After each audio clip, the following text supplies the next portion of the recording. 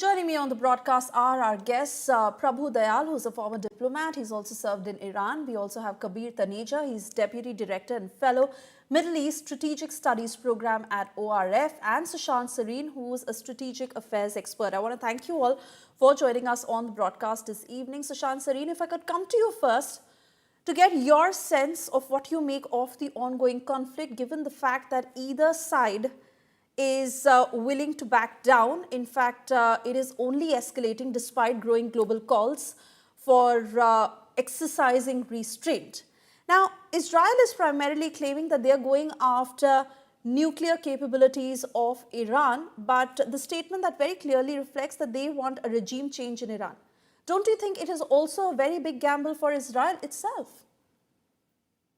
Look, I think what Israel wants is the destruction of Israel's nuclear capability, and neither side is willing to back down as yet, simply because neither side can afford to back down. Israel cannot afford to back down because now they've taken a step. Until and unless they achieve the purpose for which they launched these attacks, there is no way they can afford to back down. And Iran cannot, because then the regime survival becomes is going to be at stake. A lot of questions are going to be raised, and a lot of people will be inclined to think that the regime is a pushover. Regime change, if it happens, will happen because of Iran's own internal problems and maybe some internal struggle, if at all. And Kabir is, of course, the expert on Iranian politics, so he might be able to shed more light on it. But I don't see how Israel can, through this particular operation, directly cause some kind of a regime change. I think the regime in Iran is fairly well entrenched and is not going to go away anytime soon or easily. They might try and incite some of the disgruntled groups within Iran against the regime, as has happened in the past. But I'm not entirely sure how successful that will be. So I think if Israel is aiming only to severely degrade Iran's capacity to build nuclear weapons, number one, and degrade its capacity to launch ballistic missiles and other weapon systems as Israel, I think the purposes of this particular operation would be served. More than that, I think they would be erring on the side of overambition. All right, I want to take that thought to Kabir Taneja. Kabir, in your view, how and how hard you think Iran will retaliate, and restraint, if any, can the US help exert on Israel? Will they help as a factor in Israel taking a step back? What's your view?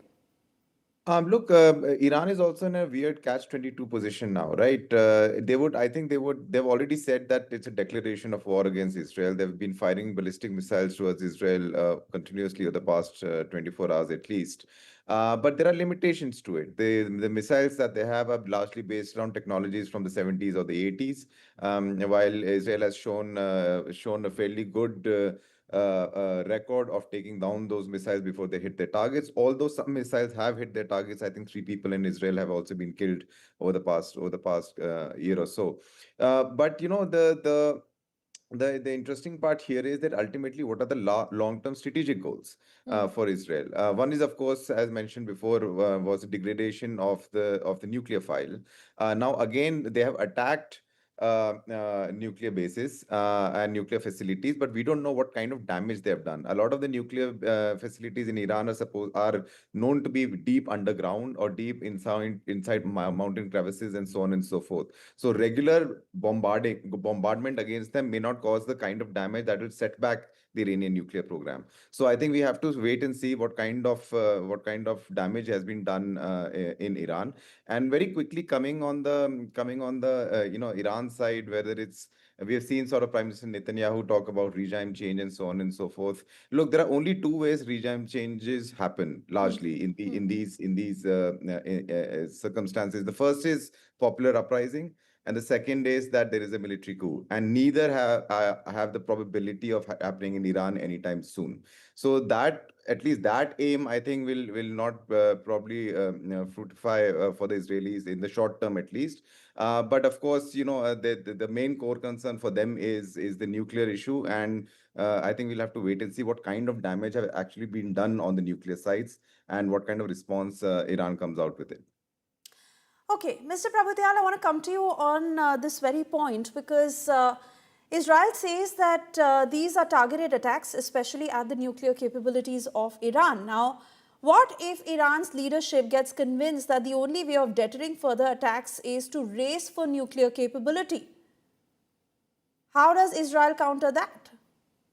Well, first of all, let me state that I agree entirely with the views of Mr. Sushant Sareen and Mr. Kabir Taneja when they pointed out that Israel's objective is to make Iran's nuclear capability get neutralized, and regime change is not really within their sights. So if it happens, they'll be very happy. In fact, a lot of people within Iran are hoping that the government will be weakened and there could be a regime change. But, the power is controlled by the clergy, which is hands in glove with the Iranian Revolutionary Guards and the military. So a regime change is not likely to happen. Now we come to this larger question of the unfolding scenario as you asked. I was posted in Iran in the early 1990s as the deputy ambassador, and the clergy used to chant death to Israel. Mar Israel. This is what they used to say. Now, why? Because they have always felt that Israel is occupying land which belongs to the Palestinians. They want the Israeli regime to be annihilated. Now, what is going to happen is that the more powerful Iran becomes, the bigger a threat it becomes to Israel. And there are some Iranian missiles which have been able to successfully attack Israel. They have reached Israel, they have caused damage. And what if these had nuclear warheads? The damage to Israel would have been huge. So Israel wants to get rid of Iran's capability to, at any stage, manufacture nuclear weapons. It said that it can enrich uranium to about 60%, and if that reaches to about 90%, then it will be able to make nuclear weapons. Israel and the United States want to make sure that Israel doesn't get there. Now, Iran is weakened geopolitically and internally. Its frontline allies, like the Hezbollah, the Hamas, these have been weakened, and the Houthis are still fighting, but they are also not able to fight to the extent as they were when they got full assistance from Iran. Moreover, in last October, when Israel launched an attack on Israel's missile sites and some of the military establishments, it was able to weaken Iran's military capability. So Iran itself is also much weaker. And it is in this sort of a situation that they can either force Iran to sign the nuclear deal or continue to bombard, in which case Iran's nuclear power establishments, enrichment places will get destroyed. So the Israelis are very, very clear in their minds. They see Israel as an existentialist threat, a threat which can pose serious dangers to the very existence of Israel. So they don't want a situation to come about when the danger from Iran becomes greater, and they want to make sure that the nuclear capability at least is destroyed. And if the people of Iran suffer, there's nothing that they can do about it. All right. Okay. So, Sushant Sareen, if I can bring you in next to understand, how do you think US is likely to get dragged in, given the fact that Iran has already warned that it will target UK, US and French bases in region if they help defend Israel? And US has already said that if Iran goes all out against Israel, there are 7 lakh Americans living there. So that is something Iran must be very careful of. Yes, but look, the thing is that one is the rhetoric, and the rhetoric is quite soaring. You'll hear stuff like, especially in the Middle East, you hear stuff like mother of all battles, The doors of hell are opening up, stuff like that. So it's very colorful language, and you should not take it all seriously. In fact, even in our neighborhood, we have the Pakistanis use this kind of rhetoric. A lot of it is a lot of hot air. But I think what is important is that the Iranians will have to calculate, are they wanting to widen this conflict, or are they wanting to keep it limited?